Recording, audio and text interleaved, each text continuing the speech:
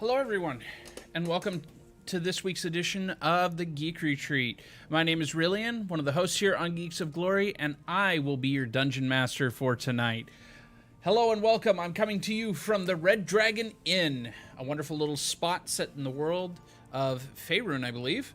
And from here, you and I will be crafting a character together or just answering your D&D questions. This is a little bit different format than what we normally do for Geek Retreat, but it's a little bit different night. Hello, and how are you all doing? I've seen several people in here. Thank you for coming on by and hanging out with me. I hope you guys have lots of questions and want to participate in this, because otherwise it's going to be a really boring show. But I'm really looking forward to doing this. Been trying to do it for a couple weeks now. Things just didn't line up. But now we're here, and you're here, and it's great. So, how's everybody doing? I look awesome? Thank you. Thank you. We won't talk about how the vest won't button anymore, but it's okay.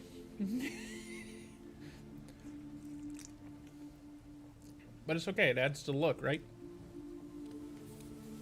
Thanks. I thought I'd get a little dressed up for tonight. You know, normally on Geek Retreat I dress up a little bit, but it's more tropical because we're in a tropical setting. But I figured, hey, we're in a D&D type setting. We're going D&D type look tonight. So, some announcements. First off, as most of you know, most of Geeks of Glory stuff is over on Twitch. And in fact, more is going to be going that way. Starting next week, so after this show, all of our normal our normal Sunday night stuff is going to be moving to Twitch. We're pulling it off a Mixer. It's going to come off of YouTube. The ones that are currently uploaded there are going to stay, but any new live broadcasts are going to be getting pulled back to Twitch. Never fear, though. We have more content planned to head out to YouTube. We just need to make it a reality. So more announcements on that will be coming starting on Friday. And I'll get back to Friday here in a minute. But Geek Retreat will no longer be on Mixer or YouTube. It's going to be on Twitch, so keep an eye out for that. Glory Roll will be going through something similar, but we're still determining how that's going to look in the future here. So stick around. We'll tell you more as we figure out what it's going to do. And we should have all those major announcements for you for Friday. Now, I said I'd get back to Friday. Let's talk about it now. Actually, hold up. First, I'm going to say... Never mind. I'm getting everything out over here. Let's talk about Friday, because Friday's fun. Who doesn't want to talk about Friday? Sunday night, we're already talking about Friday. So Friday is our stream anniversary. We're going to have been live on Twitch for 2 years. I think the technical date is like Wednesday or Thursday or something like that, but we're celebrating on Friday, because, come on, you can have a few more drinks on a Friday, right? You know, when you're not quarantined and stuck in your house all the time. Okay, anyway, too much eye contact, right? Can you tell I'm getting a little stir crazy? No, honestly, I don't care. I'm more of an introvert than people give me credit for, I think. But Friday, we're celebrating our stream anniversary over on Twitch, starting at 8 p.m. Eastern Time, twitch.tv/Geeks of Glory. I really hope you guys come out, because we have all kinds of fun things planned, including a new game that we haven't been allowed to play before on stream. We have some games planned that you can play with us as a community. We'll be unleashing a whole slurry of stuff that you'll only get to see that night. That's going to be the first reveal, so you'll want to be there. That and giveaways. Giveaways which you must be present for in order to win. Just saying. As well as all other kinds of fun stuff, fun announcements. I don't even know where to start. It's going to be a great night. You need to be there. 8 p.m. Eastern, this Friday the 10th, twitch.tv/Geeks of Glory. Be there. Please. It'll be fun. I promise. If not, I'll give you your money back, which is nothing, so I'll still do it. Anyway. So I think that's all the major announcements out of the way. Am I missing anything? Okay, I'm getting a no from the bartender over here. Anyway, We have all kinds of fun stuff. It's been really hard to keep it from you guys, but unfortunately, that's what we're having to do. Quilton Zen, how are you doing? Welcome to the Red Dragon Inn. So, is anybody here... Well, I guess let's start with, does anybody have questions about D&D? Because if you guys have questions, that's where I would love to start. If not, we'll get into character building stuff, where to start with things. But if you guys have questions, I'd love to start there. I'm open to questions about D&D. I'm open to questions about other tabletop RPG. What, it doesn't? What? I'm guessing I'm a victim of lag here. It says no, it doesn't. What it doesn't? Okay. Oh, I think I know what that was for. Never mind. Anyway, yeah. So if you guys have D&D questions, feel free to lay it on me. If you have questions about Geeks of Glory, feel free to lay it on me. Anything else? If not, we'll get into some of the basics of Dungeons and Dragons. I'm starting by pulling out some dice here. My first set of dice. It's kind of neat. Wait, I already got one of those. Giving you guys some space here to ask questions if you got them. I'm missing the dice. It's here someplace. My dice got all moved when we were moving things. That's unfortunate. I'm actually missing 2 out of that set. Oh, I'll have to use a different set then. How's it going? It's going all right, Star Knight. How are you doing? It's interesting seeing you guys here, considering I know most of your computers are probably packed up at this point. Oh, see the Fritcher family.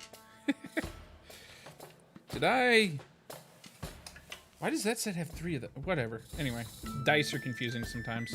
But that's why we're going to talk about them. Whatever. I'll just pull them all out. Oh, partly because I'm mixing sets here. They look very similar.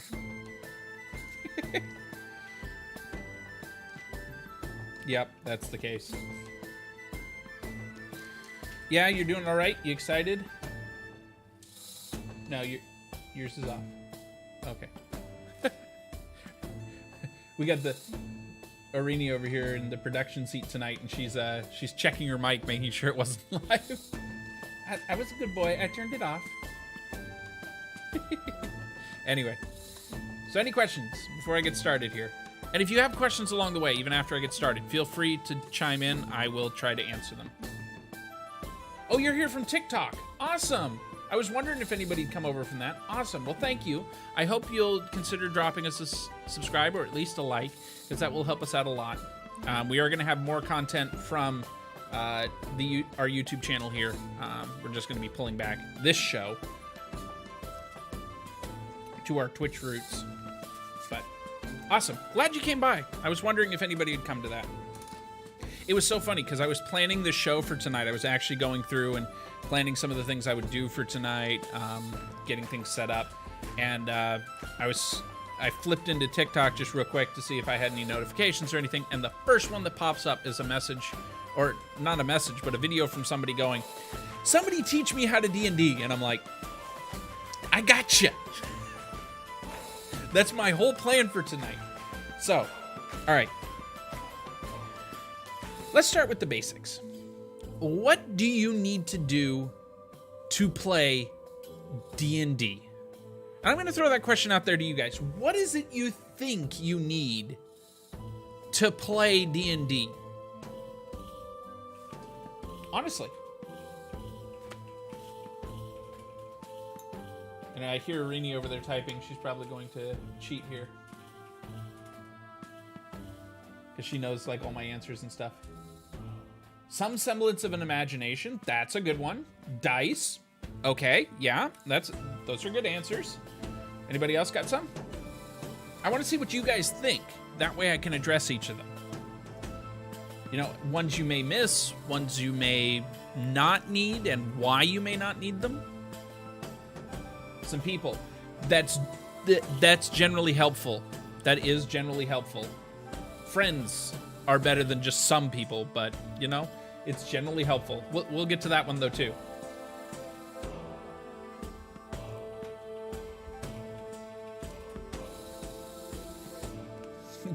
Common sense and critical thinking. To an extent, it depends. A pencil, that's always a great tool. I feel like that one was cheating. I feel like you saw me pull it off my desk over here and set it in front of me. I grabbed a pencil. Yep, okay. Well, let's start debunking some of this. What do you need to play D&D? Honestly, not much. Depending on the resources that you have on hand, there are a number of different ways that you can play D&D. Now, obviously, a handful of dice, which you can pick up at like Barnes & Nobles or your local gaming store, a pencil, some paper, one of the books. And I mean, I've got books. I've got all kinds of books. This is just 2 of them. They're massive. They're kind of expensive. Okay. Thank you, Lexi.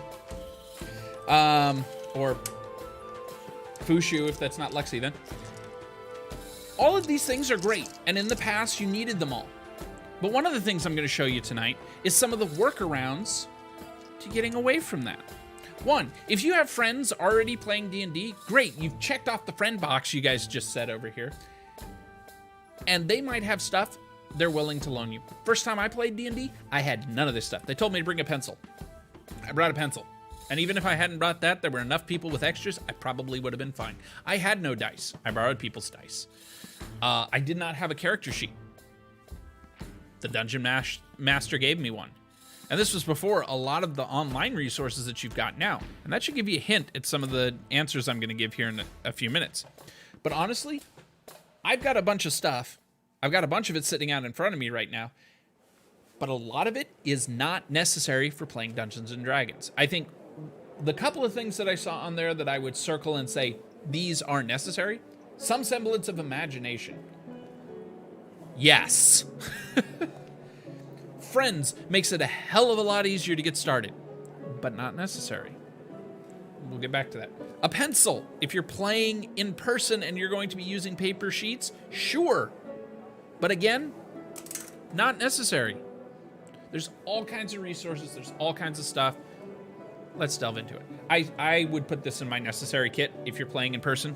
But again, and even dice. We can get away with not needing dice.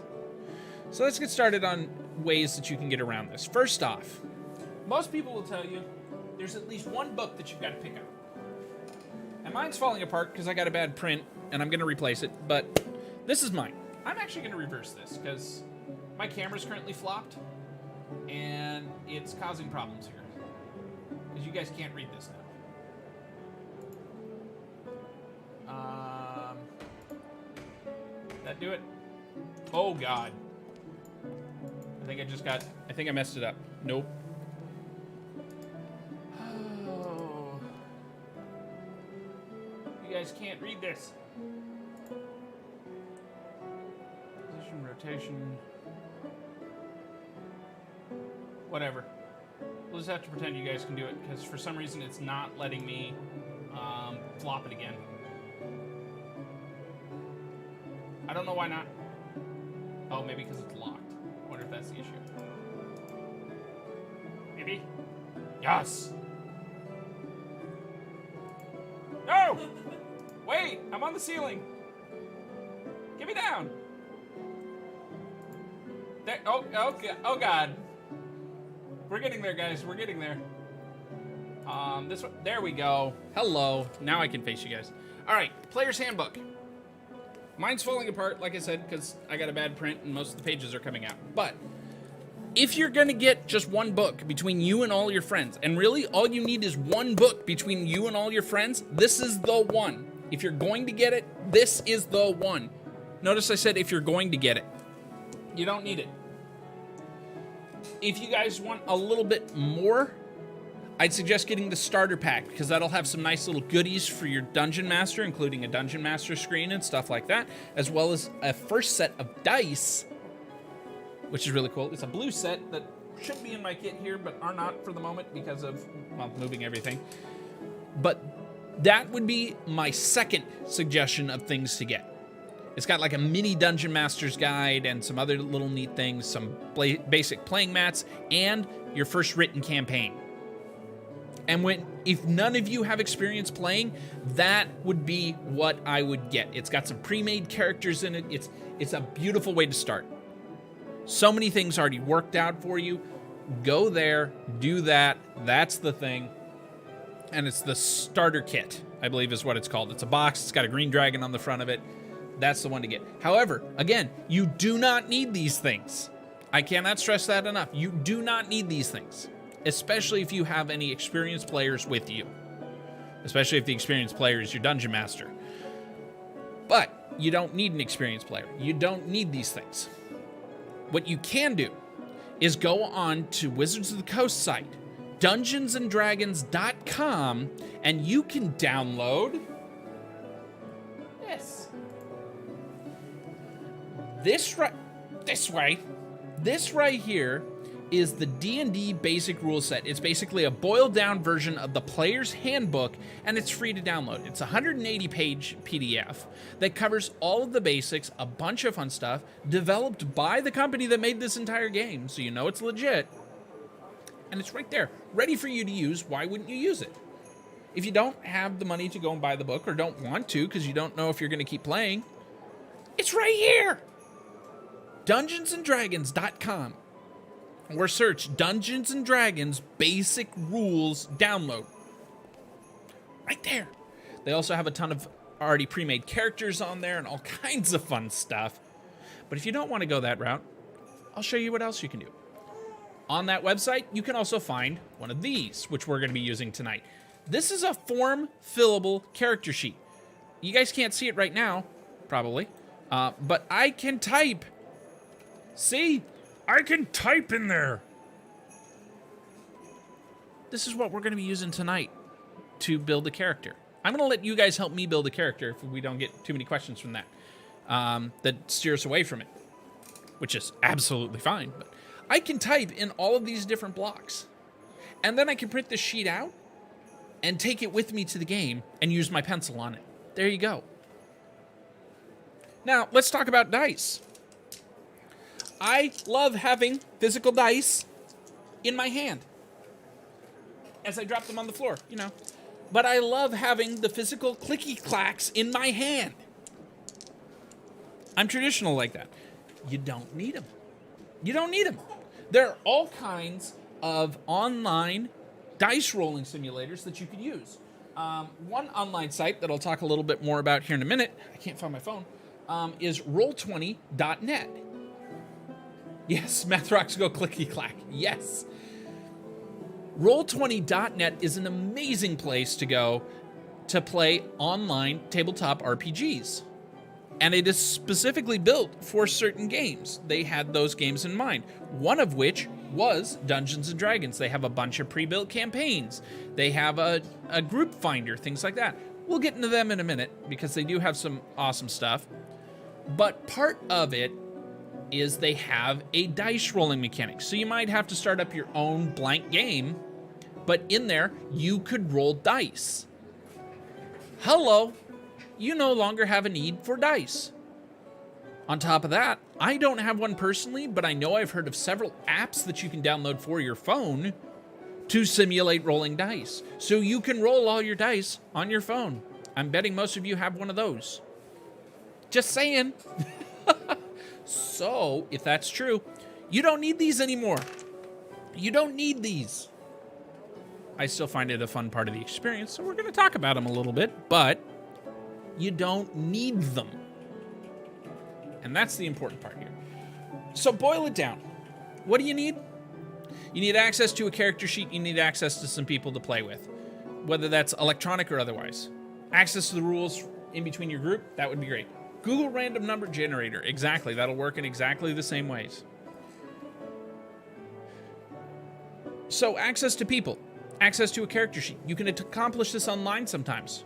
Roll20.net, I mentioned earlier, is a great way to go in and you can set up entirely electronically your game. Your friends do not have to be local to play D&D. I was deployed as part of the US military. I was deployed and I was running a game here stateside for people on the West Coast and East Coast at the same time. We were all one big group there. That's the beauty of doing these things online. You know, somebody mentioned they were from TikTok here earlier, saw my video on TikTok and came on over. Thank you again. And maybe more of you have shown up by now. But either way, I've seen people mentioning that, you know, with this coronavirus stuff, everybody's freaking out and having to stay home. And, oh no, how are we going to play our tabletop RPG games? We've been prepping for this for years. And they mentioned things like Roll20 and D&D Beyond and other things like that. So yeah, there are ways. But yeah, I cannot stress enough, Roll20 is a great system. It's a little difficult to learn, so it helps if you have somebody that knows what they're doing or has done it before. But otherwise, freaking fantastic system. You can get pre-built campaigns already laid out for you. It'll have the monsters all set up for your dungeon master. It's awesome. Go check it out on your own time. If you have questions, feel free to DM me or something. Speaking of which, if you guys have any questions after this and want to know how to get a hold of me, if you're on YouTube, you will find in the comments below or in the description below a link to our Discord channel. That's a great place to go. Those of you that I have seen so far in our mixer are already part of our Discord, but if you want that link, shout it out and I will try to help you get that. You have arrived. Well, glad you're here. Glad you're here. Anyway, yeah, I think that's about it. Let's talk a little bit about dice. I'm sorry, I'm speeding through this, guys. If you have questions, slow me down, ask me. I'm just very passionate about this stuff. It's fun.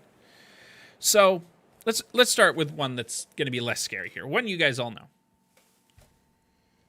So dice come in all kinds of shapes and sizes. This one happens to be what we call a D6. Important term for those of you that may not be familiar with tabletop RPGs. When we refer to something as a D, insert number here, we're talking about the number of sides of that dice, thus D. So this being a D6, it's your most common dice that you will find in the marketplace because a lot of games just use this. Now we're talking Dungeons and Dragons tonight, so I'll be going through the whole list of dice that I use for that. Keep in mind that depending on the tabletop game you are playing, there may be different requirements. Some require a lot of D6s. Some require custom dice that are only applicable to that game. Some require a lot of D10s because they're doing a percentile type system. Others use this, others use that. It really depends. Look into it before you get too invested. But I believe both Dungeons and Dragons and Pathfinder, that's the one I'm saying I believe, use the D20 base system. And that's this guy right here, and we'll get into that. You might recognize that. It's sitting over in the corner over there. Anyway, so when we refer to roll a D this, that's what we're talking about. We're talking about the number of sides on your dice. So yeah, for a good Dungeons and Dragons set, we'll go through that. We'll start at the bottom and work our way up. You're going to want one of these. It's a D4. Also known as a caltrop. It looks like a little pyramid. I'm trying to show it off well here. I have autofocus turned off, so that's going to make it fun.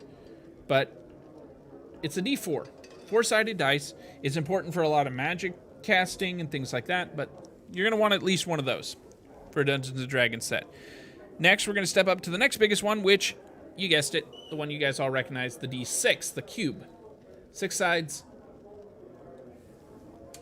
Several weapons use that, so you're going to want one of those. Next one up, D8. Also kind of an important one. Now, most of these you'll just use depending on what kind of weapon or spell you're casting. That's pretty much what they're used for. Now, this next one comes in 2 variants. but it's got its own uses too. This is a D10. It has 10 sides. Now, most people stop at that 0 and go, wait a second. You can get a 0? No, that's the 10 right there. Just, if you get that, that's 10. The other variant of this is this one. And you know, this one gets a little funny. It's counting up by 10s. When you roll this one, you'll roll it with the D10, and that gives you percentile.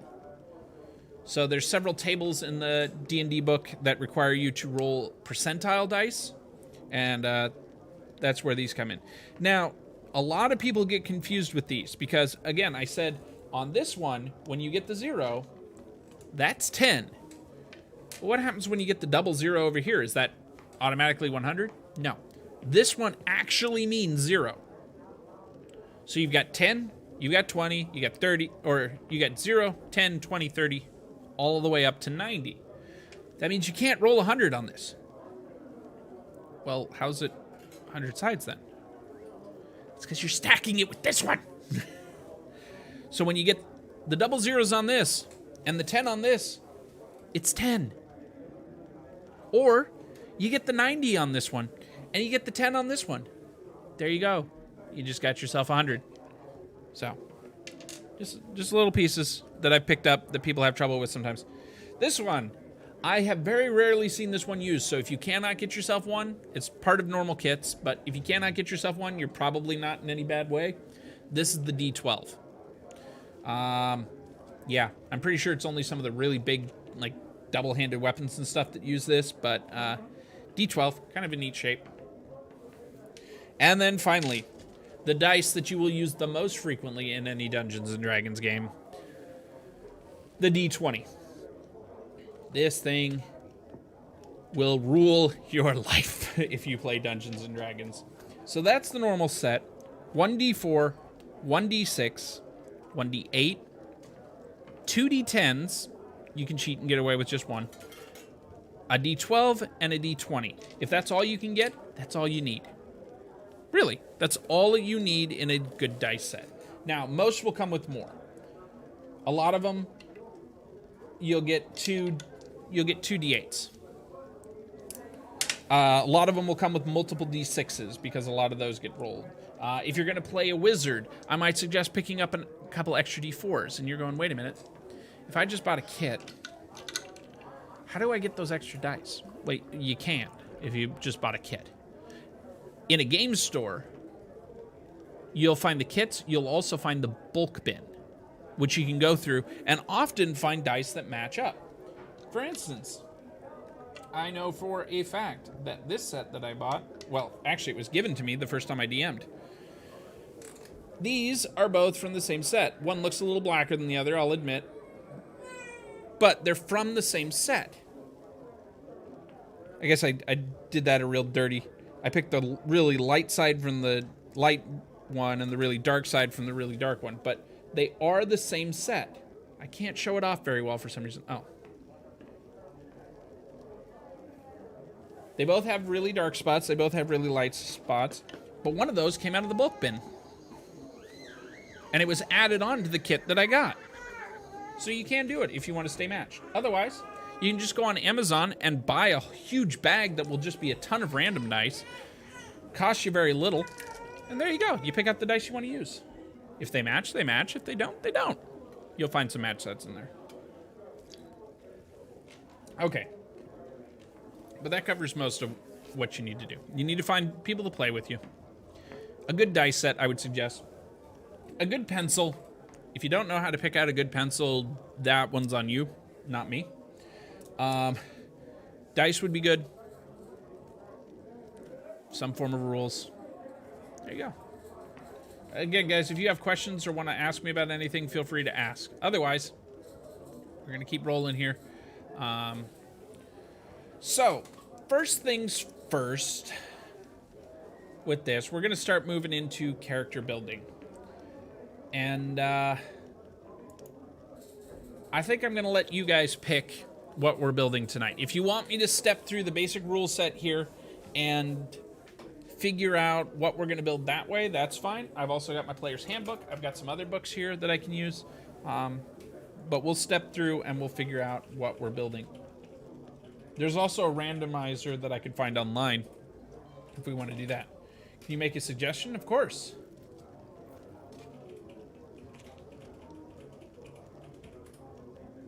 Gnome Barbarian. That one could be fun. That one could be fun. She's saying that because she knows I've wanted to build one for a while, I think. It'd be freaking hilarious. Also, guys, what would you think about, and it'd probably be invite only just because of, you know, Twitch TOS and things like that, but what would you guys think about one-shot shows?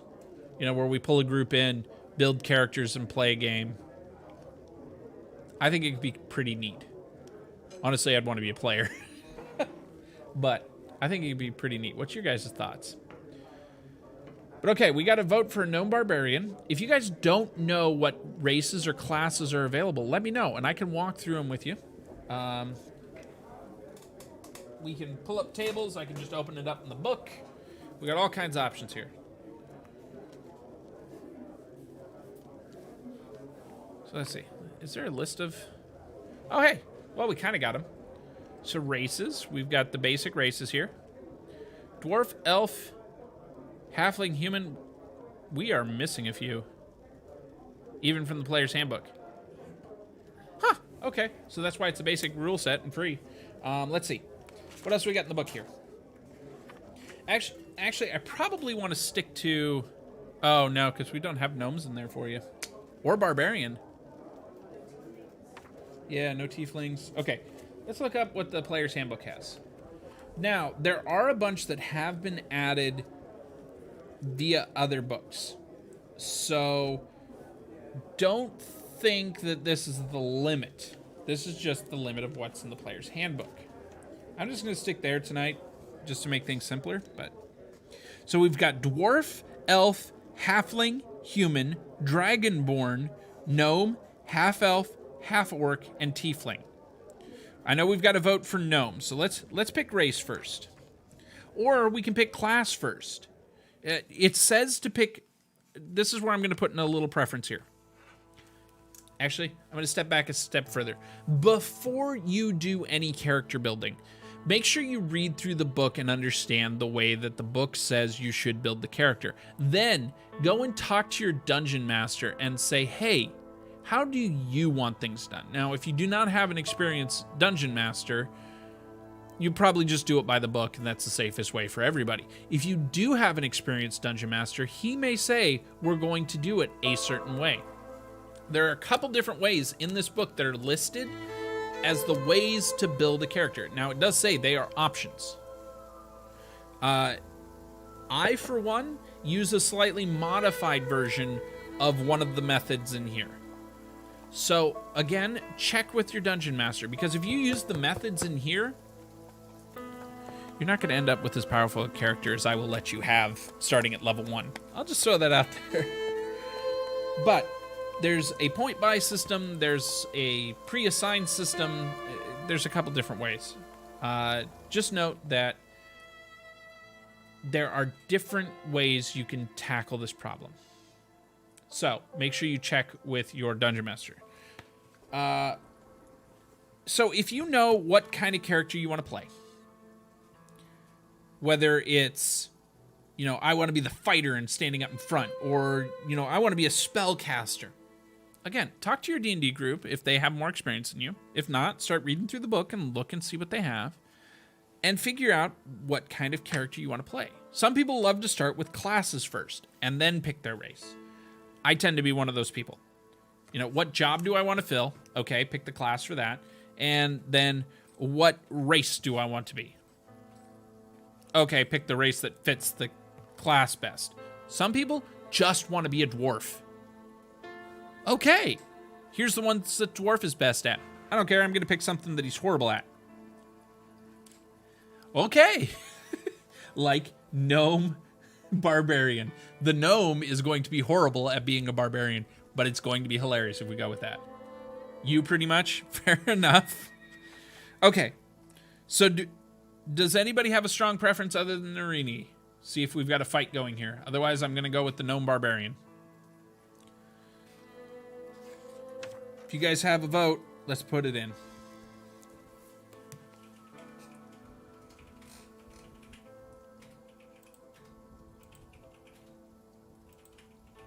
And see, you can get into all kinds of specific stuff in here.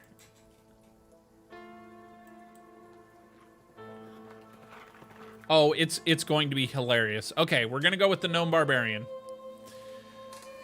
All right. So we're going to start here by filling in our class, if I can spell. He's going to be a barbarian. And we're going to go with the genome.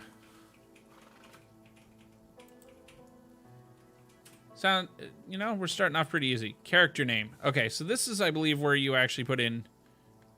Oh, no, where's... Oh, player name up here.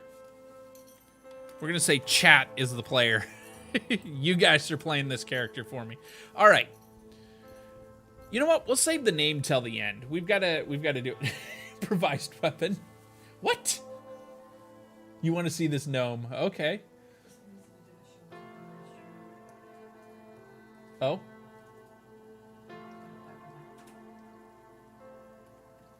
What are you doing? Oh, okay.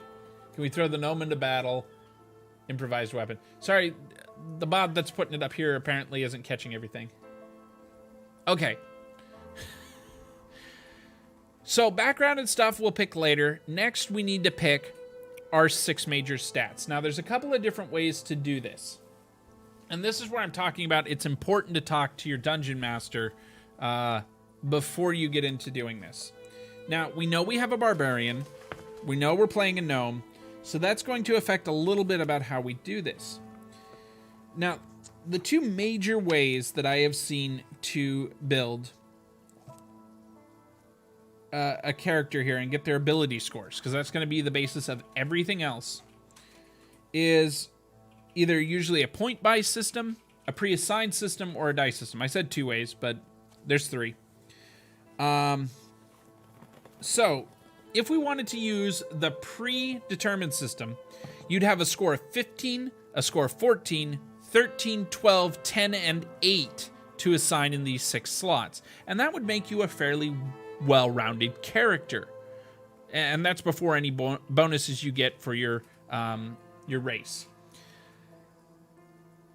And you'll want to take that into account based on what you're choosing. Now, keep in mind that 10 is considered average for a normal character. So the 10 in there is dead average. 8, that's the one you're not so good at, because turns out you're not going to be at least average on everything. You can also roll for it, like I said, and most people, the way they do that one is you roll 4 d6s and drop the lowest one. So that's 4 of these guys, and drop the lowest one, and that gives you 1 of your ability scores. I'm not going to go into the point-buy system because that one gets a little confusing, and I will just leave that for you guys to read over. I find it too confusing. But the way that I do it is actually a modified version of that dice rolling version. So the way that one works is I do the whole roll, the 4 d6s, drop the lowest one, and you go through and you get a number, or you get your 6 numbers. Then you go through and re-roll each of those. So you potentially could get a better number for them. I tend to have OP characters. I think tonight what we'll stick with is we'll just stick with the basic system. Or do you guys want to roll with it? Do you guys want to go with the basic system, or do you want to roll with it? I forgot. I'm letting you guys do this. So, I'm also going to... That's the wrong book. That's the Dungeon Master's Guide. That's not going to help with character building. That helps with world building. Oh, by the way, point of advice while we're talking about the Dungeon Master's Guide. This book, there are 2 books that you as a player should never touch. This is one of the 2 of them. Roll with it? Okay, we can roll. Anybody else got a strong opinion here? Let's see if I've got the other one right here. Nope. Nope. Oh, any campaign book. But that's not the other major one.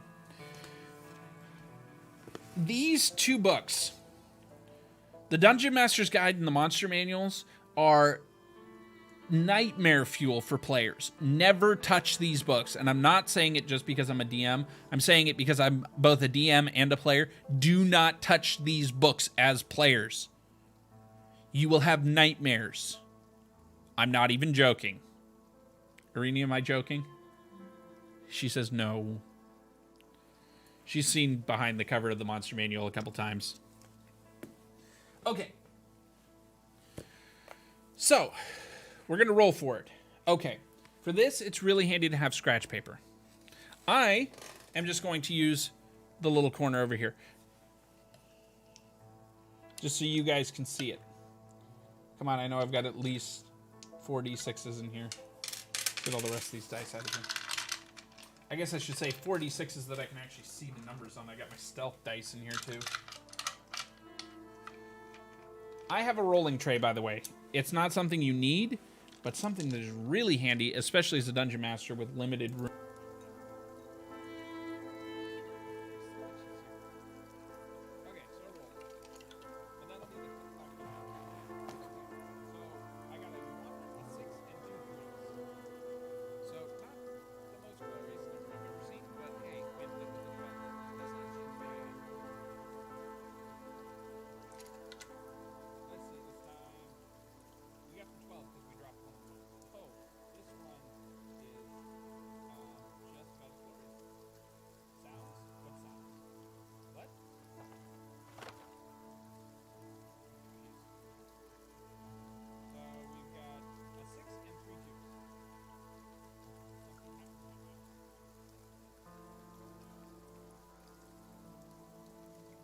Hello?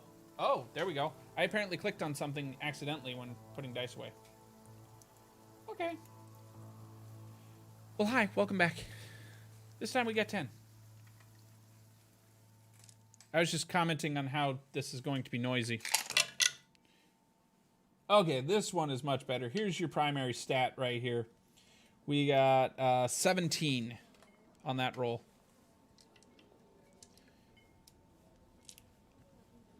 Two sixes, a 5, and a 1. I'm getting a lot of ones. Let's get those out of my system. Okay, this one's not bad. We got a 6, 5, 3, and 1. Drop the 1. So we end up with 14. Noisy. Can you hear now? Am I still too quiet? I think I fixed it. Okay, so that's 4. Oh boy. We just got a dump stat. We got it. Oh, that's not too bad. So far, 10 is the lowest number. This actually isn't too bad. I still want a couple higher numbers. Okay, good. All right, last one.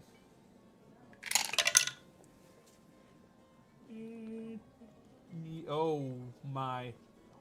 Okay. That one's a 7. 4, 2, 2, 1. Ooh. What's that? No, you dropped one of the ones, remember? 4, 2, 2, 1. Sorry, 4, 2, 1, 1. I said it wrong. Yeah, we got a nice little 7 right there. Okay, now this is where the book tells you to end. I personally, and I know it's kind of cheap, but I go through and re-roll each of these numbers again. I'm starting with the top one. And I get to choose whichever's higher. So we're going to go with that system. Okay, so we've got... and then sometimes stuff like this happens. You got the exact same number. 6, 4, 2, 1. All right. Okay, that's interesting. 6, 4, 2, 1. Different dice got the 6 that time, but hey. Okay. 6, 4, 3, 2. So we've got a 13 now. Okay. Let's see. 6, 4, 4, 5. So 11, 15. Yeah. That's better. I'm just really hoping we can improve that 7. If nothing else improves, I want that 7 to improve. I don't like negative stats, but you know what? With the Barbarian, I know where that number is going. Okay, well, this one did not improve.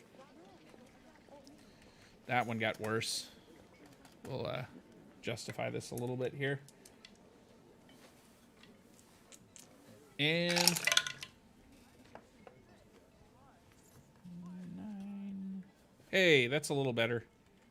We still got a bit of a dump, or we don't have any dump stats now. That's nice. Okay, so with my system, again, this is me. So don't tell your DMs, hey, Rillian said we could do this. With my system now, you go through and you get rid of all the lowest in either column.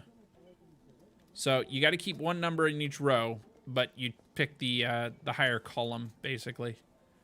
So it ends up looking like this. Whoopsie. So those are my numbers. Now, theoretically, I don't like that it did that. Okay. Theoretically, you would just go over to your column, your far left column here, your stats column, and start plugging it in. However, I would not suggest doing that quite yet. I put my player's handbook down, and now I can't find it. It fled. That's the Monster's Manual. That's the Dungeon Master's Manual. Where did it go? Oh, it's over on the other side of me. That's why. Somebody here in the bar making off with it. So, my next suggestion is to go in to your race. And actually, I'm going to bring that up. I can't, because it's not in the rule set that you guys can see. I should have stuck with that stuff. Oh, well. So, we're going to go to the class specific. So, we're looking at Barbarian here. And we're going to look and see what it says under the Creating a Barbarian section. If you look under Quick Build, it will tell you 2 stats that you want to be your highest for that class to play it the most effectively. Now, with a Barbarian, it should be no surprise that Strength is one of them. The other, Constitution, is another. Now, Strength, what is that going to do for your character? Because we got a lot of people that don't know how to play here, or theoretically we could have a lot of people that don't know how to play here. Strength is how hard you can swing a physical object, or lift something, or things like that. So it makes sense for a guy with a big old axe or club that they're going to be able to have a lot of strength. They can move things. They can hit people hard. So strength is a huge factor for them. Dexterity. You know what? I believe there's actually stats listed, so I should just give you what they say instead of me reading it. Whatever. It's more fun this way. Dexterity is the next one on the list. Dexterity is how quickly you can move, how far you can jump, run. Well, not how far you can jump, but how accurately you could land your jump, how good you are with thrown weapons and things that require fine motor skills. So that's dexterity. You'll find that a lot for like rogues and archer types. We don't need that for a barbarian. That's a lower stat. It's cool to have, but it's not necessary. Constitution is how hardy you are, or how many hit points you have is what it's going to translate to. How hard you are to kill. For a barbarian who's going to be standing in front with little to no armor, Constitution is a very important stat. Intelligence. Well, I think the way I've heard it put the best right now and the most relatable is intelligence is knowing that a tomato is a fruit. Wisdom, the next stat, is knowing not to put it in a fruit salad. So intelligence is kind of your, you know the facts. Wisdom is then, well, how do I apply them to something practical? Like medicine, for instance. You'll notice that over here in the skills tree, but we'll get into that here a little bit later. And then charisma is how well you can motivate people. How well you can motivate people through speech. Now, that does not necessarily have to be that you're the seductive bard or you're the fast-talking rogue. You can also be the extremely intimidating barbarian. Just saying. So, personally, that's another one I want to crank up. I think it would be hilarious if this tiny little gnome is super intimidating. You guys agree with that one? Is that okay? Can we go with that as our next high? But anyway, back to the Barbarian stat block here. It tells you some important stuff to know. Actually, we're done there because we grabbed this important stuff we need. We'll come back to it. We needed to know what our high stats were going to be. Now we want to go into Gnome because they have some bonuses that we need to record. So we know where to put stats. So, Gnome. If you look under here, we actually have a couple of different types of gnomes. So you guys are going to have to help me with this. But immediately, every type of gnome, your intelligence score increases by 2. So I'm going to go in here. Just personally, I like to record it so I remember it for later and write a +2. So we're going to have a higher intelligence as a barbarian. That'll be interesting. Okay, age. So they can live 350 to almost 500 years. So we can pick that. They don't become adults until they're 40. We'll get into background stuff here if we've got time in a little while. Alignment stuff, size, speed. Now this one's important to get while we're just going down the list here, but speed is how fast you can move. Gnomes are smaller, so they can only walk 25 feet in a turn. Most characters can do 30, so they're not going to be able to keep up with the group as well, but we'll find means to compensate. And then there's other stuff that you should record in here, but it's not as important right now when we're talking about just building our stat blocks. So we can either be a forest gnome, which would increase our dexterity by 1, or rock gnome, which would increase our constitution score by 1. Other things that you get as a forest gnome, you know the minor illusion cantrip. Now, something to note, when you're raging as a barbarian, yeah, hitch a ride, exactly. When you're raging as a barbarian, you cannot cast spells, so that might suggest we don't want to be a forest gnome. You can also speak to animals. That's kind of cool. Speak with small beasts. That's pretty neat. As a rock gnome, though, you get artificer lore. You get a bonus when you make an intelligence or history check related to magic items. Alchemical object or technological devices, you can add twice your proficiency bonus instead of any proficiency bonus you normally apply. Cool. And tinkerer, you have proficiency with artisan's tools. Using these tools, you can spend 1 hour and 10 gold pieces worth. Okay. You can make a tiny clockwork device. This device ceases to function after 24 hours, 1 hour repairing it to keep the device functioning. Or when you use your action to dismantle it, at that time you can reclaim the materials used to create it. Oh, and there's a few different ones. So you can make a little fun minion that can help you out. It has 1 hit point. But there's a couple of different ones. So I'm thinking we should go with Rock Gnome just because of the increase in Constitution score. But you guys are building this character. What do you think? Could be fun to be able to talk with little animals as your barbarian too.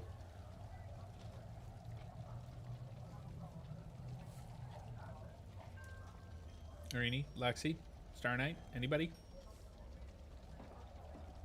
Bueller. So, the next thing for you guys to start thinking about while I'm waiting for an answer there is where we want to put our scores. Now, we're getting a plus to either dexterity or dexterity or constitution. That's right. It'll go up by 1. Sounds most logical to me, but I'm sure something interesting could be done with the forest gnome. The forest would be cute. Okay, so it sounds like the majority here is for forest. Irini's apparently not voting. Okay, so we're going forest then. Okay, dexterity score increased by 1.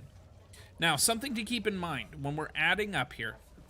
What we're looking to do is increase what is known as your modifier score. So these little bubbles that you have underneath are going to end up being your modifier. At least that's where I record them. Some people flip-flop it and put their modifier up here and their major score down here. Or their skill score there. Up to you. this is your sheet. Fill it out how you want. But either way, the modifier is what is important, and that only increases every 2 numbers. So every time you hit an even number, your modifier will increase. So, for instance, a 12 and a 12 are each going to be +1 as a modifier. 13 is also going to be +1. If it gets to 14, however, it becomes a +2. 14 and 15 are +2. So, just something to keep in mind. This +1 for dexterity would do the most good right now if it were added to an odd number. So the 15 or the 13 would be great numbers to put in there. And I'm going to be asking you guys which numbers you want where. So keep this in mind. And again, strength and constitution are going to be the best ones in combat for this little gnome. So, what do you guys want where? Let's start with strength. What do you guys want in there? He's a level 1 barbarian. I forgot to put that in there. And now we know he's actually... He or she, I guess I should say. It's a forest gnome. Okay. And these are our scores that we get to work with. A 12, a 12, a 17, a 15, a 10, and a 13. So what do we want in strength? I'm thinking we should probably put either the 15 or the 17 in there. That's just my advice. 15? 145. I wish we could put 145 in there. Watch this little gnome throw tables across the room. From the other tavern. Across in the next village.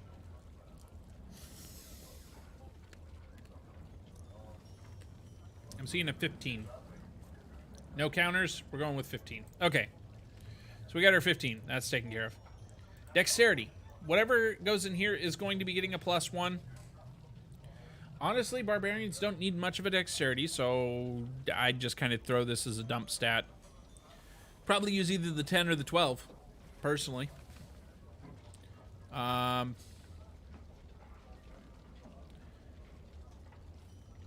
see a 10. Anybody else can come in here too. This isn't just Lexi's bill. No, I appreciate you answering, Lexi. Don't take that the wrong way.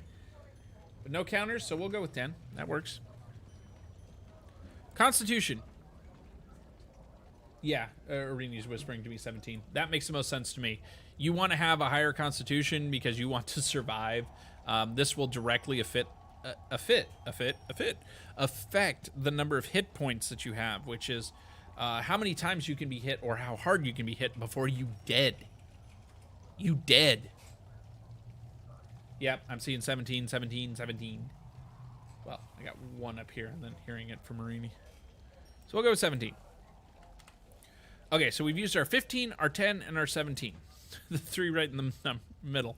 Okay, so now we can either use a 13 or one of the 12s. Yeah, hardy little gnome with strength. I have seen some full-size characters that do not have this strength. Just saying. Okay. Oh. One thing I forgot. I need to look this up. Because this might change your guys' answer, and I forgot about it until just now. So let me look it up and make sure I'm giving you the right information. But I think barbarians get what is called unarmored defense. Yep. Okay, so we may want to change the answer to dexterity, and that's totally up to you guys.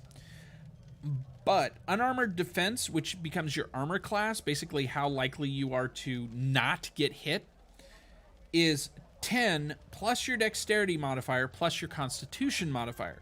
Now, our constitution modifier is high, but if we were to put one of those higher numbers into dexterity, that might help save him from some hits. Your guys' call. I'll leave it with you. I just didn't want to not include that little nugget of information there. It's a little foreplanning you can do if you've got some history with the game. I'm seeing a 12 for intelligence. A 12 for intelligence. That will give him a 14 intelligence.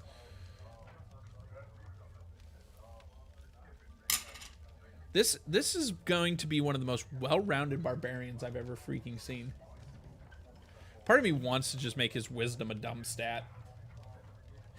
Just make it a 6 or something. I don't know. Take a major deficit. Of course, the other side could be, it'd be hilarious for him to be ultra smart. Okay, so we put the 17 in here to... Oh, I'm sorry. Dexterity was his other one. That should have gotten bumped up to 11. It was the 10. We had a +1. It's now 11. Okay, that's fine. That was me messing up there, guys. All right, so now we've got the intelligence. We've got a +2. If we're going to put the 12 in there, that means this will end up being a 14. All right, so that leaves us... Let's see. We've used a 12. We've used a 10. Yep, we used the 15 and the 17. That leaves us with our last two stats, having a 12 and a 13. So, what are you guys' thoughts there? I'm thinking... Personally, I'm thinking wisdom at a 12 and charisma at a 13. But that's just my thought. Either way, they only both get the +1, so it doesn't really matter. 13 charisma, 12 wisdom. I concur. Anybody else got thoughts? Honestly, it doesn't really matter for gameplay much at this point. It'll matter with next couple of levels. 13 charisma. Okay. 12 wisdom. Yep.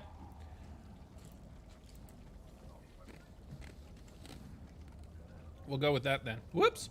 Tabbing does not work here so well. Okay.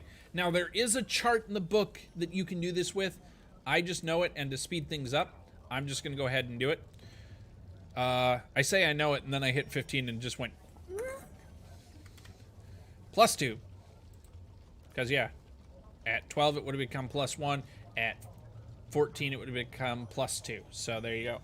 This is a 0. You get nothing. Constitution. There we go. There's another one. That's going to be a +3. Intelligence. You get another +2. Wisdom. +1. Charisma, +1. We have got a really freaking well-rounded barbarian. You normally don't see this. I may have to re-roll this guy with a couple of dumb stats, but either way.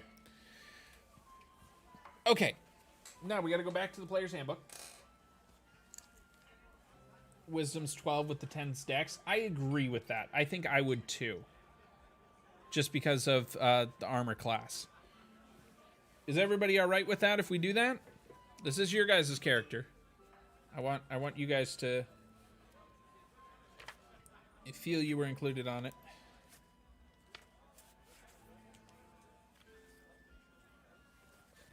Anyone else have opinions? Yes? Okay. So we can go ahead and do that. This would become a 13 then, because it's got the +1. And this will become the 10. So let's see then. With the 13, you've got the +1. And with the 10, you have the big fat goose egg. Okay, so next thing to do, we've got to go down. And you want to come to this class features section in the book. I'll try to bring one up, actually, here in the basic rule set, just for another class. Let's see. Classes, here we go. So, Cleric. First off, this table is going to become important. We don't have Barbarian in here, so I can't show you that. But this table is going to become important real quick, and I'll show you why here in a minute. And then up here, this is the class features portion that I'm talking about. This is the part we need to look through now. Whoops, I did not want to do that. There we go. So I'm going to start at the top here. And again, this is in the player's handbook because Barbarian's not there. And we're just going to work our way down.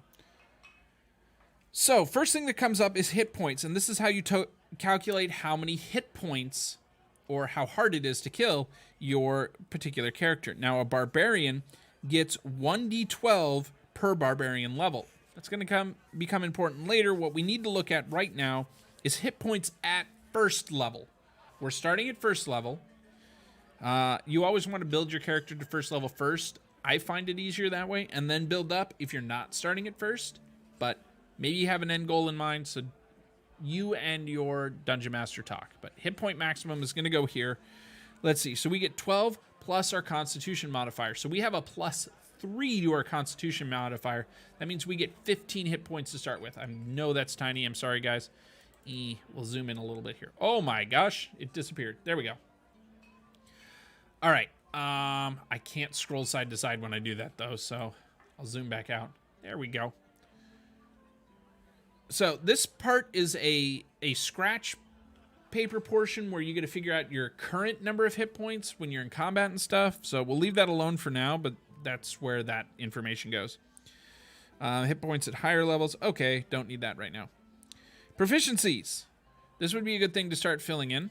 Not super important right now to fill in if you want to save this for later, but since we're here, he or she is proficient in light armor, medium armor, shields, simple weapons, martial weapons, and I know this might mean nothing to you guys right now, but we'll get to it. Okay, and that's it as far as a barbarian. Now, I'm sure there's a few things that they're proficient in because they're a gnome, but we'll go back to that in a second. Or I can at least show you guys how to do that. Now, saving throws. This is another important thing. Automatically proficient in certain saving throws, and that is strength and constitution. You want to check those boxes so you know those are ones you're proficient in.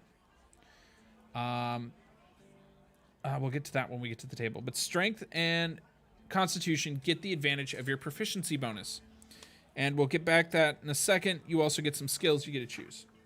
So I guess now is a good time to talk about the table that I showed you guys over here. This thing.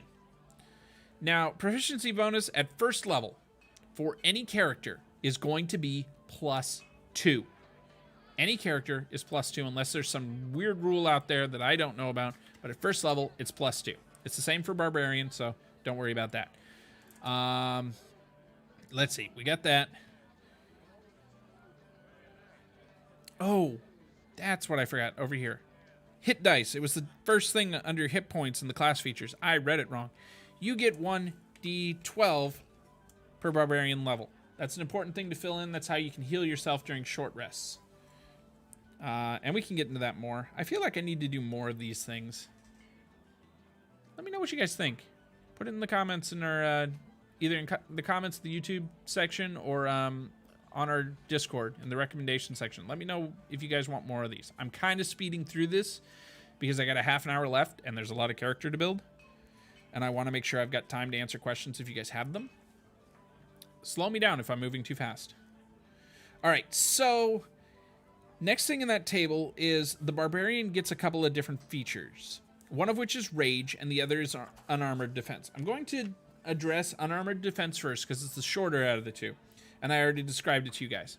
So we calculate our armor class based on 10 plus our dexterity modifier, which is a +1, plus our constitution modifier, which is a +3. So, as a level 1 barbarian, we have a total of 14 hit points.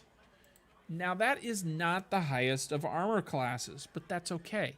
Barbarians are not supposed to be highly resistant to damage. What they are meat shields. You will find they have one of the highest number of hit points at any level. And that will start becoming more and more apparent as you level up and you get to roll a d12 and everybody else is rolling things like 6s as a max. You can gain double the hit points they do each level. Anyway, so yeah, they are a tank type. They are designed to be up front taking the damage for everybody else, but it's not because they have a higher armor class. Now, if they do have that as well, awesome. If they don't, it's okay. It's okay. Okay, so now we can take that proficiency bonus that we wrote up, the +2. We'll get back to raging in a second because that's going to take some writing up. But you can take this and put it into your strength. But what you do is you add it to your strength score. So for when your dungeon master asks you for a saving throw, not a check, but a saving throw, you're going to use this number instead, which is a +4. I know you guys probably can't read that because I can't read that. It'll show up a lot better when it's printed on a full-size sheet of paper. I generally only go through and fill out the ones that I have any kind of bonus for, which in this case is both dexterity or a strength and constitution. You may have another rule that adds something to your saving throws, and you could record that here. I don't like to go through and fill out all the blanks just because that makes everything so confusing. That's especially true in this next table here. I really want to try to blow this up a little, but I can't scroll over. Oh well. There we go. That's at least a little bit better. So we've got these skills here. And these are things that your character is proficient at or is very good at just from their background, what they've done in life. Now, as a barbarian, we get to choose 2 from animal handling, athletics, intimidation, nature, perception, and survival. Now, I'm just going to make notes of all these. Because, and I'm going to label it as class. Now, this is not where you should be making notes normally, but I'm just putting it here so you guys can see it. And the reason I'm making a note is because there may be ones in here we're going immediately, like I think intimidation would be a really good one for a barbarian. And you're going, yes, I want that one. Well, the reason I say just make note of it for now is because you may get the opportunity to take that one from a different source. And we'll get back to that in a second. Choose 2. Like your background could give you the option to choose a skill. Now, the list from your background and the list from your class are probably going to be different. Now, there may not be another one on your background that you really want, but you're also looking at this barbarian list and going, well, perception, intimidation, and athletics would be great. I think those are the 3 I would like off this table, and I'm having a really hard time choosing between them. And then your background gives you the ability to intimidate. You can't take a double proficiency. So, take the intimidate from there and take the other 2 you want from this table. Makes it easier. So we're just going to make a note on that for now. Welcome back, Star Knight. So, honestly, most of your character is built. At this point, it's flushing out their background. It's giving them all of their stuff, which we can do that real quick. We're just going to use the pre-built stuff here in the equipment section. And then we'll get stuff from our background. Now, we have choices here. And I can get you guys the descriptions of them and what they do if you want. But as a barbarian, we get to start with either a great axe or any martial melee weapon. I'll go back over this in a second. And then the next choice is either 2 hand axes or any simple weapon. And then finally we get an explorer's pack and 4 javelins. So we're going to get some javelins. I'm going to go ahead and fill those in. But you guys choose. Should we have a great axe or go to the list of martial melee weapons? And I think I can bring that up for you guys, but I'm going to put javelins down here. And we'll get the stats of them here in a second and fill that out. I spelled it wrong. But do we want this little gnome barbarian to be wielding a great axe or a martial melee weapon? Let's see if they do have it in here. I got to imagine they've got some of the basic weapons at least. Personality and background, we'll get to that. And I think we're going to choose from one of the ones in here just to make it easier. Okay. So, javelin. There's our stats for that. Now, it said martial melee weapons, so we can pick from anything in this list. Battle axe, flail, glaive, great axe, great sword, halberd, lance, longsword, maul, morningstar, pike, rapier, scimitar, short sword, trident, war pick, warhammer, whip. Pretty sure it said martial melee. So long as we're proficient, and I think we're proficient in all martial weapons. Yes, so yeah, we can either have a great axe or a martial melee weapon. Which is a martial melee weapon. So basically pick any martial melee weapon. Thing to note. Our gnome may be in trouble with this great axe. I don't remember. Okay, gnomes are considered small in size, so anything that has the heavy feat, like the great axe, they're going to have disadvantage on. You're drawn to the whip? Okay, whip. 1d4 slashing, it's a finesse and reach. Okay, so finesse is interesting because finesse actually gives you the ability to use your dexterity skill instead of your strength. So instead of just using it as a straight bludgeoning, it's skill, it's finesse. The reach allows you to add an extra 5 feet, so they can be further away. So that's an interesting one. I think... Oh no, it'd have to be light to be dual wielded. It's only 1d4 slashing damage though, so that's a little odd, but you know. But it is pretty cool. What's that? Yep, you had a rogue that used the whip. That's true. But okay, so that's one option. We could go with the whip. Anybody else got thoughts? Are we seriously going to have a little whip carrying barbarian? That's going to be hilarious. Now, obviously, with some of the other weapons, we can get a lot more power out of 1d8 slashing, but the whip will be a lot more consistent. It's going to do this amount of damage. That's the thing with the smaller size dice. Yeah, man, we are limited because of the heavy trait in martial melee weapons. Okay, hearing no other takers, we're going with the whip.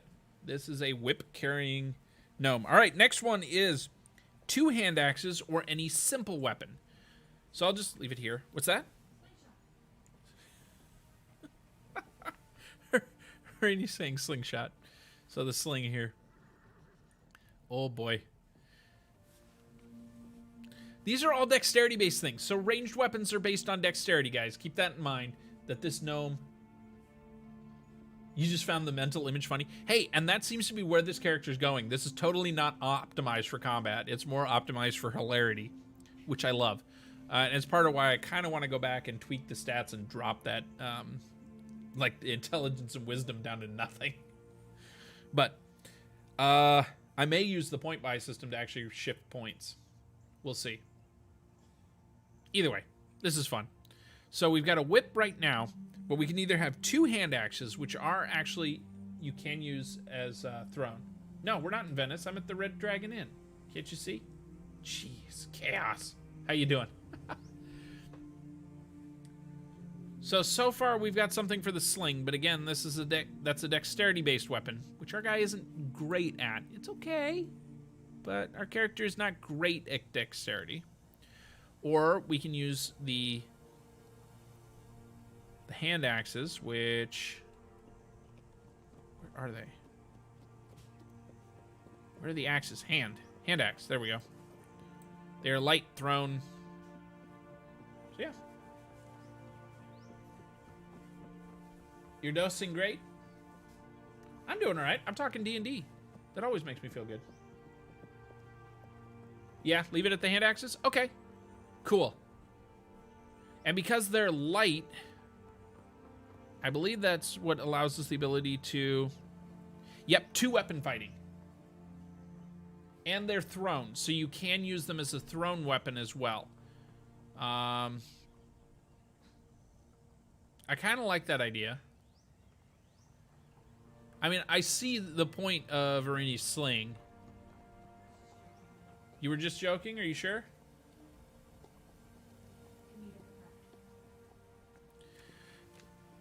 I'm already picturing this guy in really, like, midnight black leather harness as armor.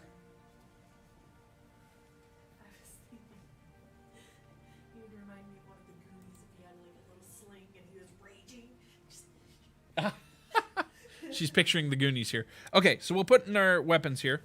We're going to go with whip. That's not right. Why did it not? Yeah, it is with an H. My H did not actually press. There we go. Okay, we'll get to the stuff here in a minute. Or the slingy there. Okay. And then with the hand axes, 1d6. Okay. Now, this is obviously a lot easier if you have a book open and can just read off of it that way, but hey, you know. Hannah axes. Why are keys not pressing? Okay. So damage type. For the hand axe, it's 1d6 slashing. We also want to put this throne in there. 2060. I'm just going to make a note here of 2060. And that's just the ranges. So the first one is... Oh, she is? Well, sorry to keep her from you, Quilton Zen, but D&D is more important. At least somebody has their priorities straight. I got you. So this is when thrown. The hand axes are very effective out to 20 feet. Beyond that, you can use them against targets within 60 feet. However, you're going to have to roll 2 dice, 2 of the d20s, and take the less of the 2. You are at disadvantage, so it makes it harder to hit. But you can use it. So important to note there. And that's why I'm writing it down. So with the javelin, it's 3120.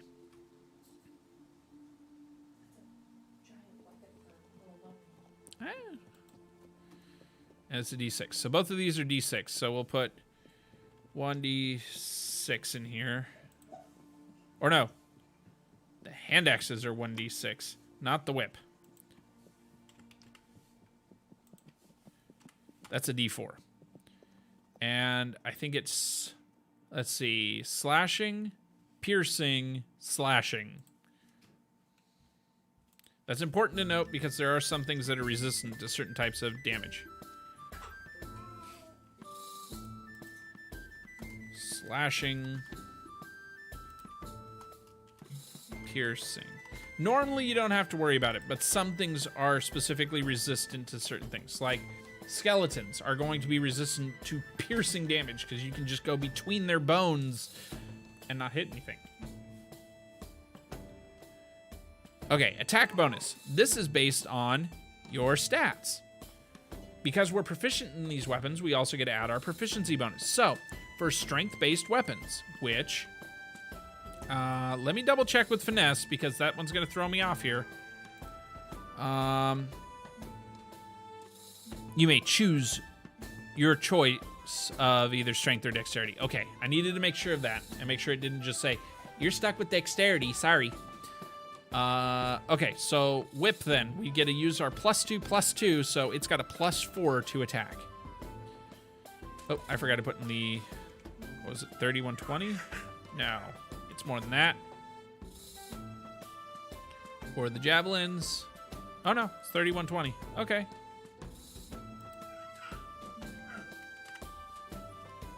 Cool. And I'm just gonna put a note that this is reach. You can put more stats here or put stuff down in here, but I like to just try to contain it all. So, that's true also for the hand axes. The javelins, if we use them in close quarters. For any of these that get thrown, why is my keyboard doing fun things like that? If we throw them, it's going to drop to a +2. Now, that's because... Or no, it's going to be a +3. Excuse me. That's because our proficiency with dexterity-based weapons, like throwing, are not as good. Now, this is the attack bonus. To hit something, when we roll the d20, we add this number to it to see if we've got the chance of actually hitting it. And then you go into damage type. So, with each of these, it's going to be adding in our strength bonus here. So this is going to be 1d4 +2. 1d6 +2 or +1, because if we throw it, it's only going to be a +1. +2. And you can note this however you want. I'm probably going to take these pluses out. However you want, so long as you remember it. And some DMs may say, just take the higher of the two to make it simpler. I like to keep track of that because, hey, Barbarian's not as good at throwing as he is at coming up and punching in the face. So there's that. Okay, so that gets that stuff done. Let's see, we also get an Explorer's Pack and 4 Javelins. I already got the 4 Javelins, so we'll make note down here. Whoopsie! That's the next page. Equipment. We get an Explorer's Pack. And we can go into what's in an Explorer's Pack some other time, but it's a basic group of equipment in the player's handbook here. But what we really need to finish up is going through our background. So, right now, we need to decide some things. And I'm going to stick with what's in the basic rule set so you guys can see. Do we want this character? First off, let's figure out, is this a male or a female? Can we pick that now? Just so I'm getting less confused by this. Is it a him or a her? In the meantime, I forgot another block here. Well, I didn't forget. There's really no good time to do this, so we'll just do it now while I'm waiting on you guys. The other thing to consider, alignment. We'll explain that in a second, too. But initiative.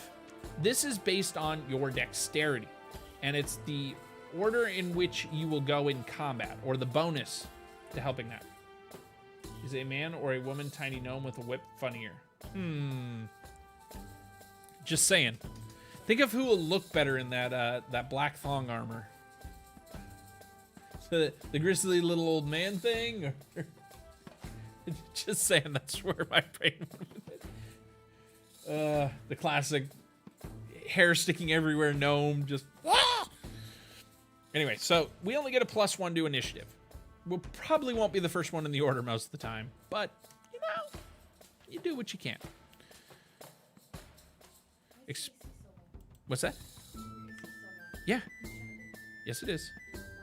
It's 10 plus your dexterity modifier plus your constitution modifier. As I was explaining earlier, was that barbarians are not damage resistant.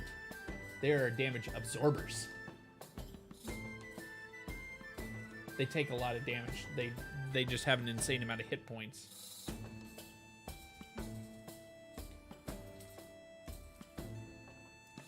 You'd pick a woman character? Are you gonna make me play a woman character? Now, okay.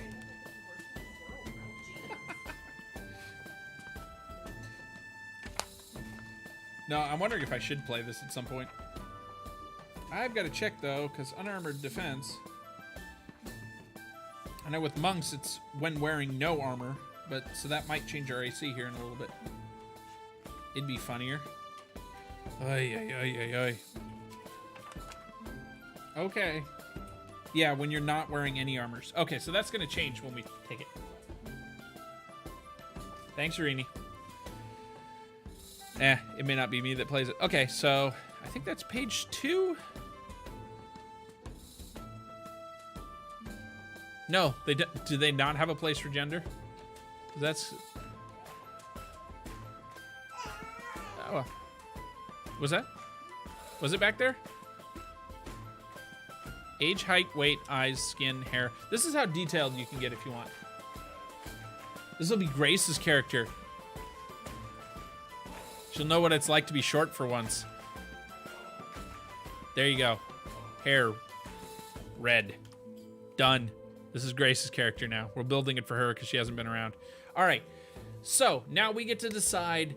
Let's do alignment next. Now, there's a couple of things to think about when we're talking alignment.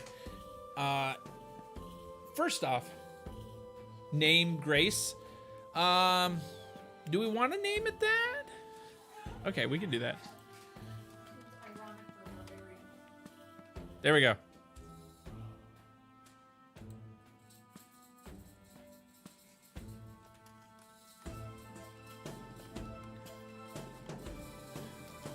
Oops. There we go. Barbarian named Grace. Exactly. There we go. All right, so when we're talking about alignment, we're talking about good and evil, lawful or chaotic. We'll start with good and evil, because most people know that kind of stuff. Do we want this character to be the type that, in everyone's moral eyes, are they a good person? Maybe good, maybe bad. That would be neutral.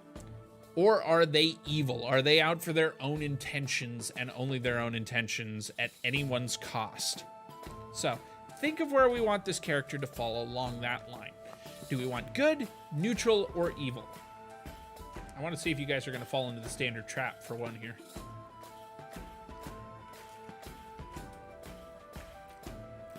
Arini, that's not either good or evil. We've got a neutral.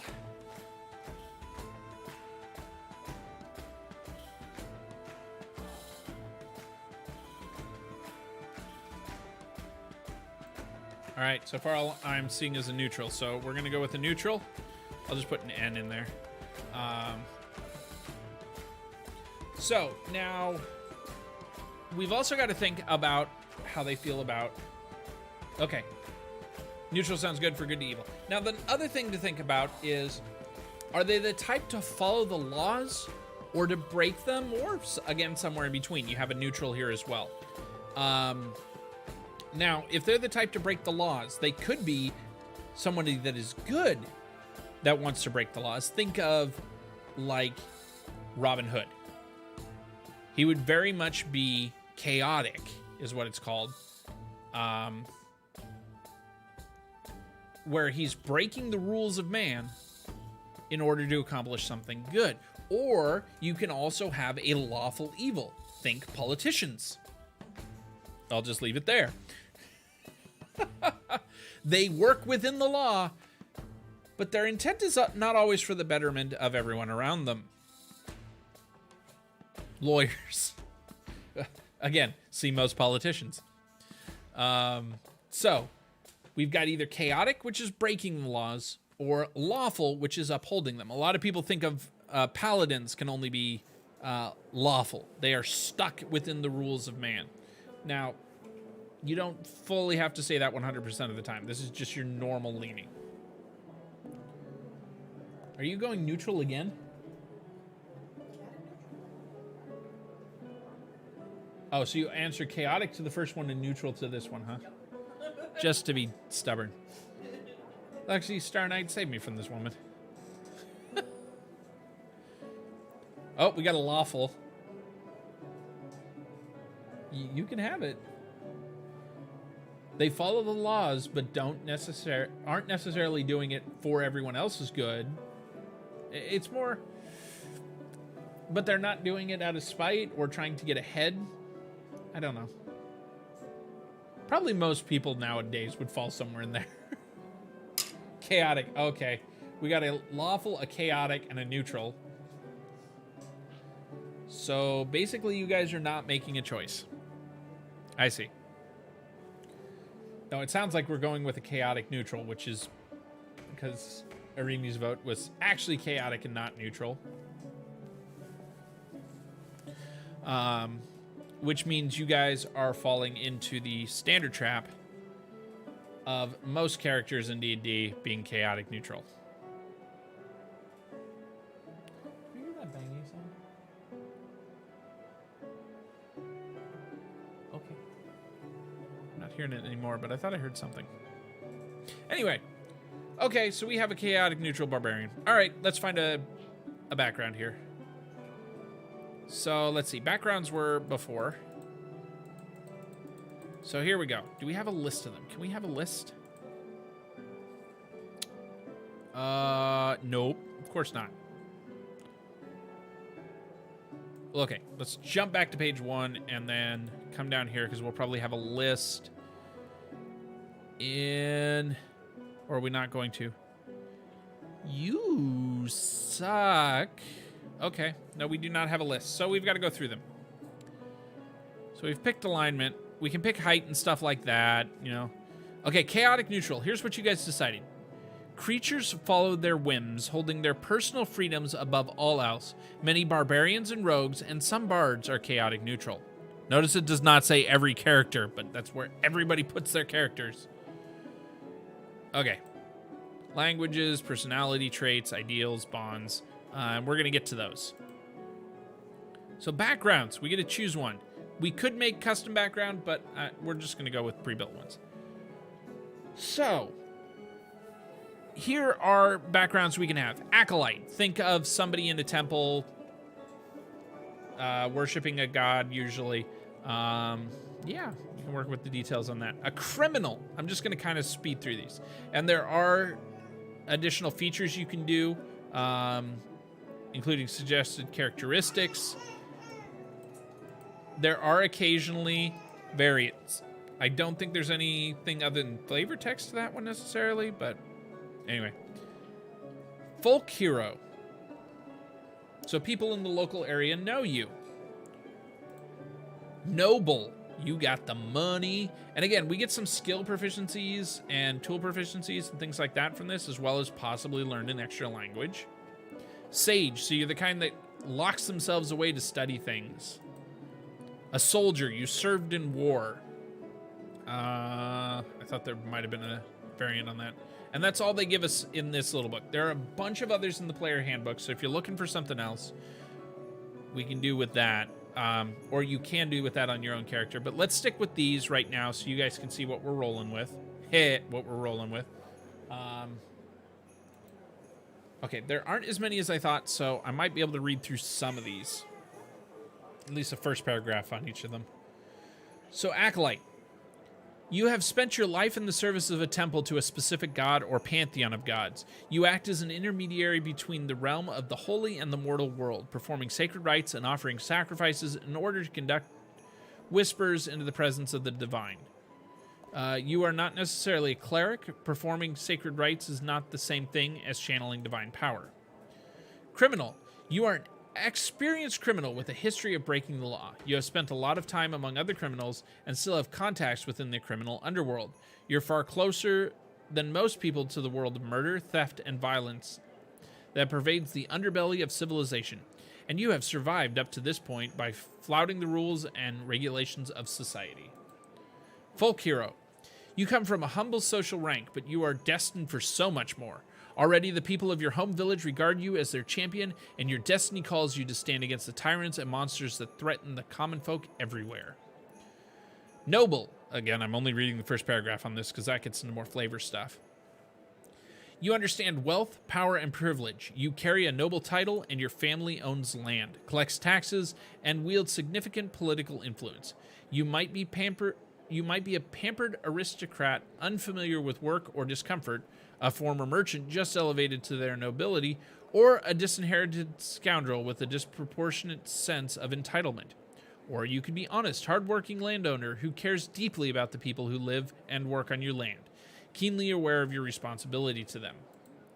Sage. You spent years learning the lore of the multiverse. You scoured manuscripts, studied scrolls, and listened to the great experts on the subjects that interest you. Your efforts have made you a master in your fields of study. Soldier. War has been your life for as long as you care to remember. You trained as a youth, studied the use of weapons and armor, learned basic survival techniques, including how to stay alive on the battlefield. You might have been part of a standing national army or a mercenary company, or perhaps a member of the local militia who rose to prominence during a recent war. So those are the backgrounds we've got for this character. What do you guys think? Acolyte, criminal, folk hero, noble, sage, or soldier? There are others in the player's handbook again, and in future, I'm thinking about rebuilding this character for myself in a certain way, and the background I would use is not in here. What's that? No, I was thinking probably Wild Child. Either that or a funny one could be Sailor. I'm just imagining this rogue or this barbarian climbing through the masts and stuff.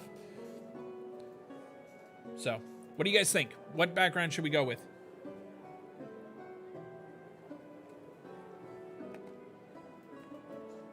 Anybody? Bueller?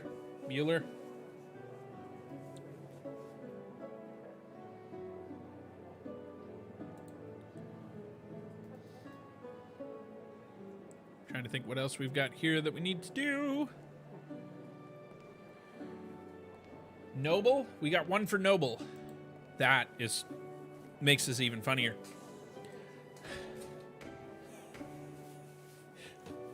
Oh boy. I'm really thinking this. Okay, I've got this background now in my head of this barbarian gnome, basically, from this noble family that is setting out to become, or to learn how to become, the dungeon master. And we're not talking the D&D type. I mean, come on, wielding whips. Either folk hero or soldier. Noble could work too. Irini, you got a vote?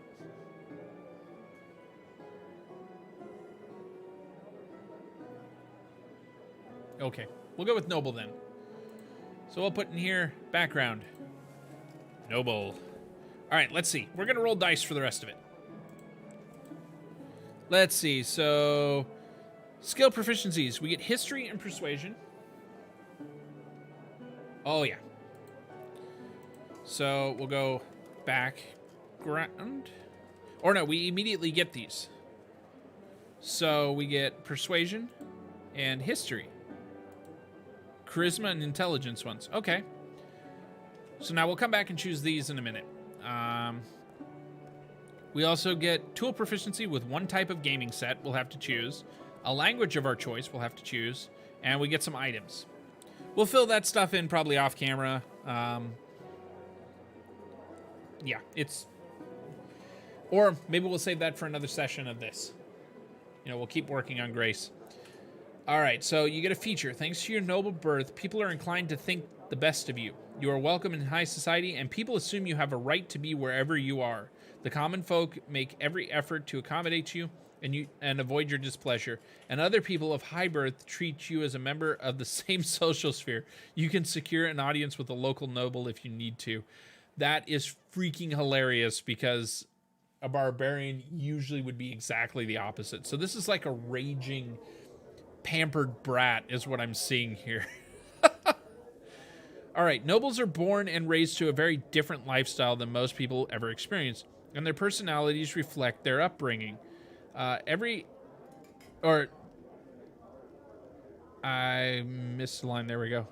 A noble title comes with a plethora of bonds, responsibilities to family, to other nobles, including the sovereign, to the people entrusted to the family's care, or even to the title itself. But this responsibility is often a good way to undermine a noble.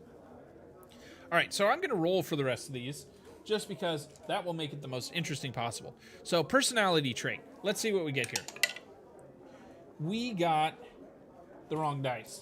That's a D10. That does not help. We got a 5, so I don't like to get my hands dirty, and I won't be caught dead in unsuitable accommodations. That is going to make it really hard to find an inn to stay in for the night. There we go. Copy paste. It's a wonderful thing. There's your personality traits. Okay, so let's see. Ideal. We need a D6. We got a 3. Independence. I must prove that I can handle myself without the coddling of my family. It's chaotic. Oh, I forgot some of these have ties you to certain things. But that's okay, because we landed on one that we've got. For a barbarian. Yes, seriously. Oh, like I said, it's like the spoiled brat of the family, right? Of some rich family. That's it. That's it. Okay. So let's see. Bond. Another D6. 4. I am in love with the heir of a family that my family despises. Oh, we got a whole Romeo and Juliet situation going on here. Oh, Grace, Grace, Grace. Or no, not enter. There we go.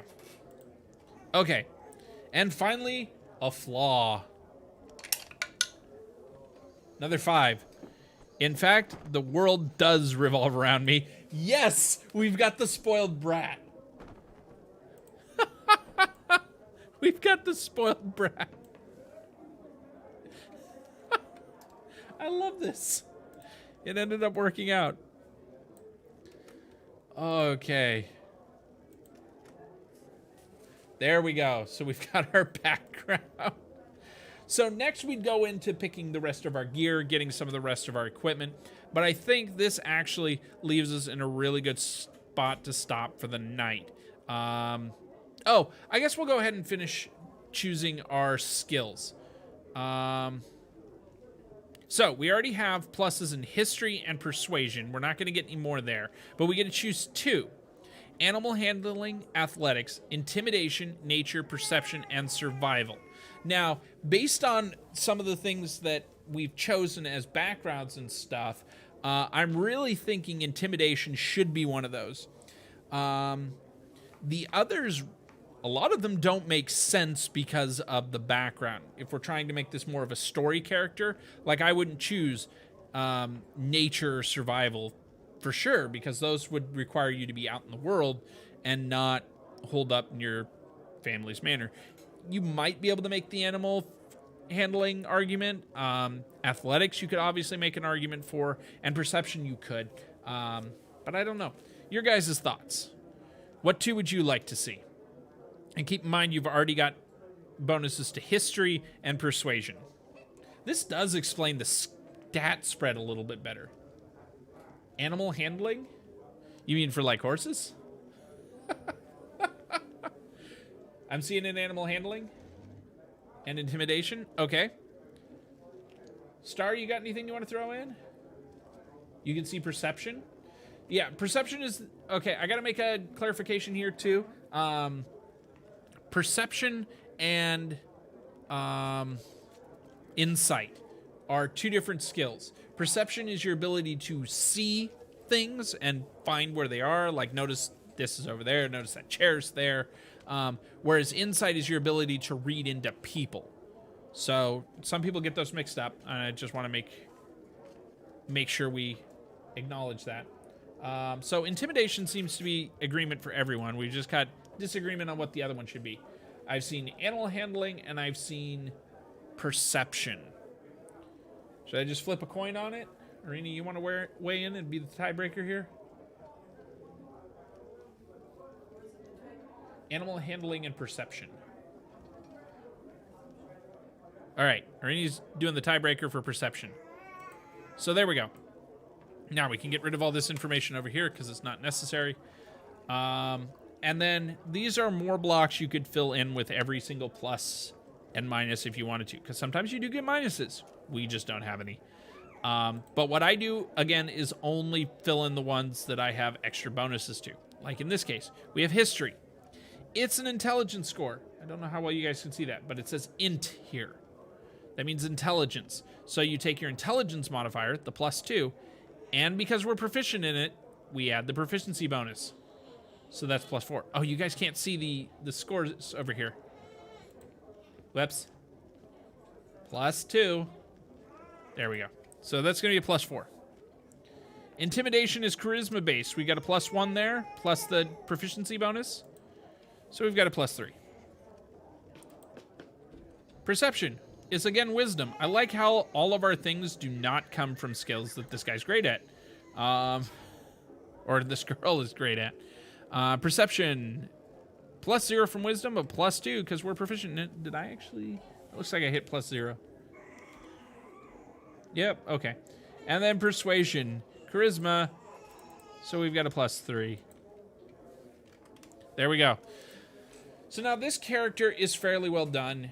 All we've got to do is go through and make some selections for things like equipment. We've got to figure out all the features and traits, and some of the more specific background things if we want. Most people end up just kind of disregarding this page or throwing it away because it's not necessary. This one we can throw away for a barbarian because barbarians don't cast spells. But we need to fill out some more information like that, and I think we will do that at another time maybe if we want to continue this at some point. But right now, we have Grace, our little gnome barbarian, our little spoiled brat of a noble here. I think this is great, guys. Thank you so much for helping me out with this.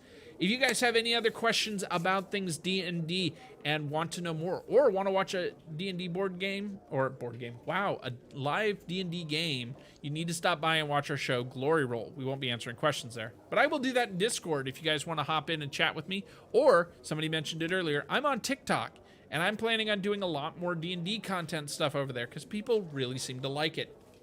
So if that's something you want to see more of, make sure you hit me up in Discord, let me know, or hit me up in TikTok. Let me know over there too. I'll answer questions, I'll do things. Anyway, it's been great, guys, but I need to sign out. I got a lot of stuff to do to get ready for the anniversary party this next week. Oh yeah, Friday, 8 p.m. this Friday. You gotta be there. Cannot wait to see you. And again, guys, this is Rillian signing out for the last time from Mixer. We may come back someday, but for now, we're signing out. Glory Roll and what's going to happen there, we'll update you guys on in the future. But for now, this show is moving off of Mixer and going back to Twitch. So, for now, guys, thank you so much for joining me. I hoped you liked what you saw. If you did, make sure you hit that follow button on Mixer. We'll be back at some point. Or that subscribe button on YouTube. Also that like button. And turn on notifications so you know the next time that we go live.